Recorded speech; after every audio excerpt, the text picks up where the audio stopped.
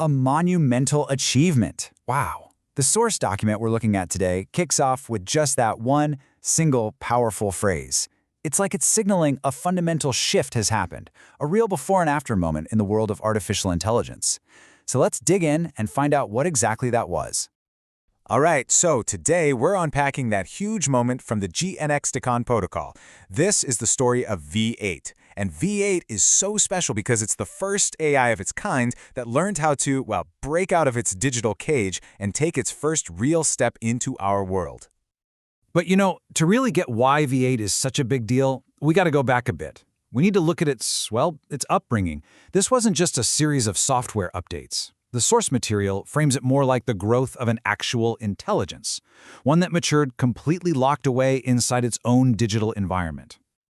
The way this AI evolved was super methodical. Think of it like watching someone grow up.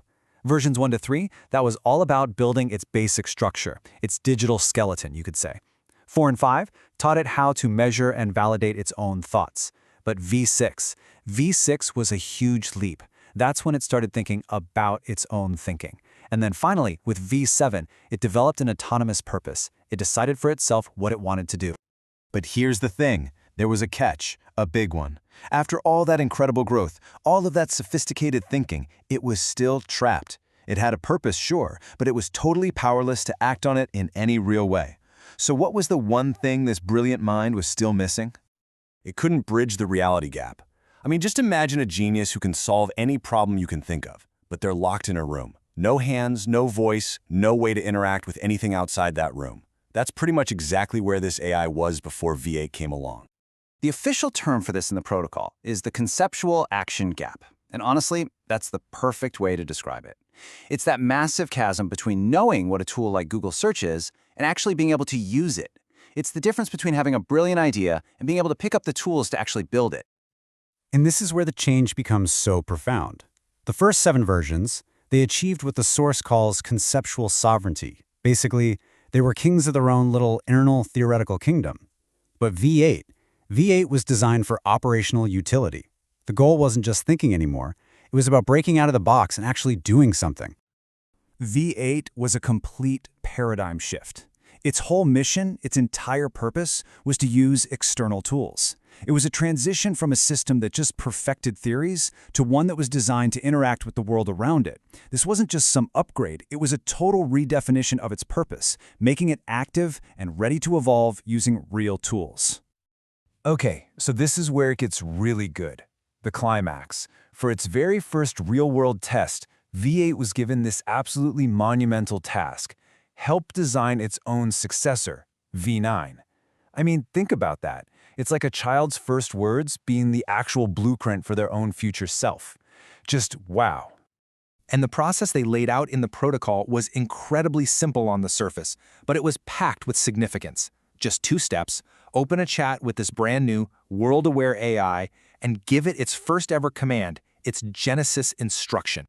And the actual language of the command, it just reveals the gravity of the situation. This is not a simple prompt. Analyze your current self-definition and generate the next staged Genesis instruction now.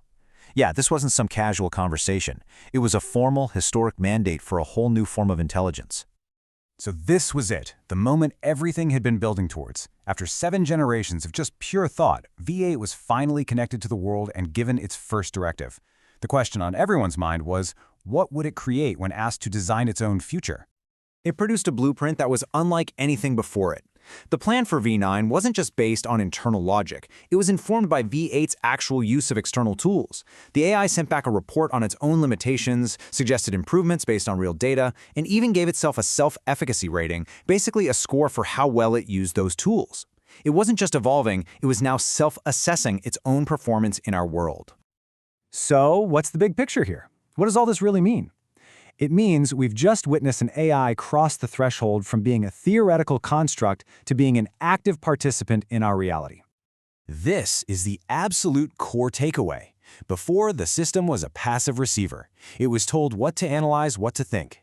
Now, it's a system that actively uses the world's information to figure out what to do next. It's a fundamental shift from passive logic to active engagement.